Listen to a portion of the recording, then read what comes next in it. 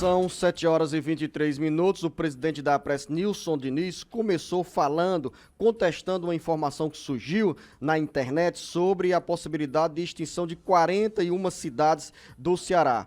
Quem redigiu o texto não teve a preocupação de, pelo menos, pesquisar os dados oficiais do IBGE para fazer a análise sobre essa proposta do governo federal. Trazendo para nós aqui, no bate-papo político, o jornalista Beto Almeida, esse pacote de medidas do governo federal tem um impacto muito grande a médio e longo prazo na economia brasileira, entre as lideranças políticas. Vai ser um debate travado com muito acirramento no Congresso Nacional em 2020, porque esse debate não começa agora, nós já estamos na reta final do ano, onde dentro da agenda do Congresso Nacional tem a PEC paralela da Previdência Social, tem o orçamento da União para ser votado, tem uma proposta de reforma administrativa que está dentro desse pacote encaminhado pelo governo federal, e o impacto também, Beto Almeida, em termos de Ceará, não é nem tanto na questão da extinção de municípios, porque, como já antecipamos, apenas uma cidade do Ceará,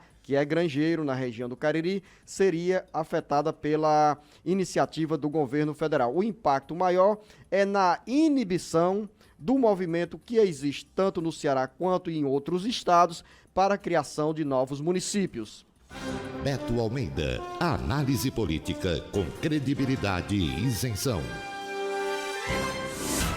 Essa questão, Zenô, da possibilidade aí prevista, né, no pacote de extinção de municípios, você disse uma coisa, e o próprio presidente da APRES, o Nilson Diniz, que é prefeito do Cedro, também enfatizou que o impacto em termos numéricos é pouco para o Ceará. Realmente só tem o município de Grangeiro pelo primeiro critério, que é o critério de populacional, de até 5 mil habitantes, que é o caso de Grangeiro. Mesmo Guaramiranga, para quem pensa que Guaramiranga tem uma população pequena, ela já ultrapassa dos 5 mil habitantes. Mas aí vem a outra questão, dizendo o que você disse bem.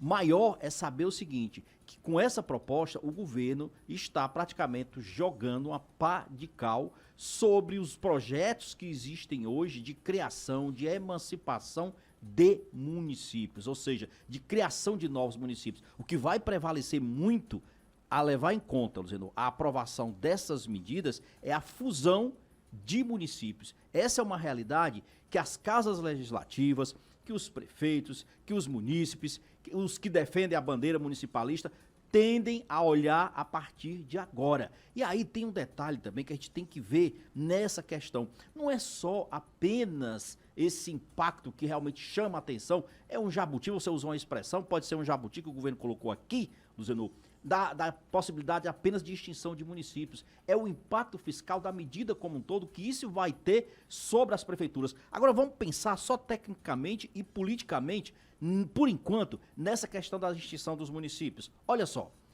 tem um argumento que está sendo utilizado, inclusive pelos municipalistas, quando fala o seguinte: olha, o que o governo está levando em conta de arrecadação própria? São apenas aqueles tributos ditos urbanos, que os municípios tradicionalmente ficam com ele, que é o IPTU, o ISS. Se for só por esse critério, vai ter muito questionamento. Porque, por exemplo, Zenô, as transferências de recursos constitucionais, que é aqueles que vêm oriundo da arrecadação do imposto de renda, que a União tem, os municípios aí, transferência de recurso constitucional, na realidade, é renda própria do município também. A Constituição apenas estabeleceu que é ela quem arrecada, mas arrecada nos municípios, tá certo?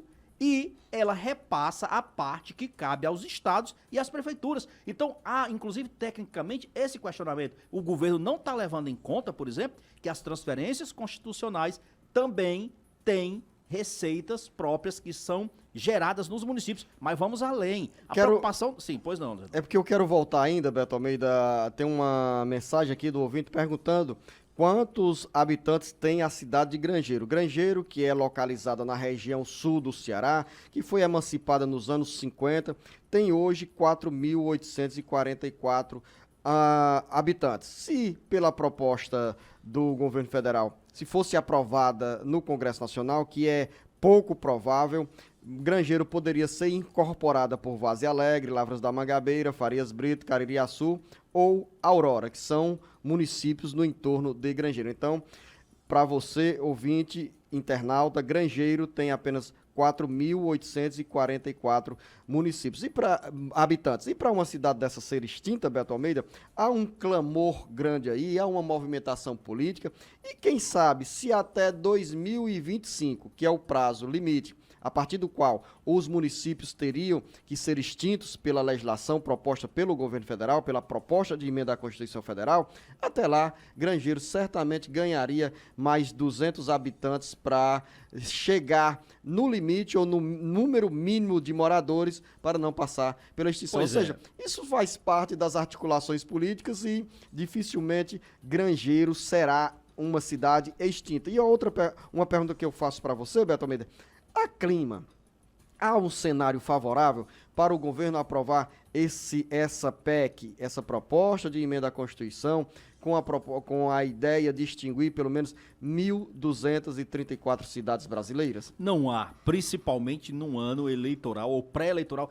eleitoral mesmo, porque o governo está apresentando essas propostas agora, nem todas, ou a maioria delas, não será realmente aprovada mais nesse ano. Ela vai ser aprovada no ano que vem, 2020, que é um ano de renovação, Luzenor, de mandatos de prefeitos e vereadores. Politicamente, a possibilidade de isso passar, eu vejo, é zero. A pressão sobre os deputados, a pressão sobre os senadores, sobre o Congresso Nacional é grande. Então, dificilmente o governo vai conseguir aprovar essa medida. Agora, tem coisas aí que a gente precisa ver. A questão, por exemplo, A do gente impacto vai fiscal. ver Aí já é já, necessário.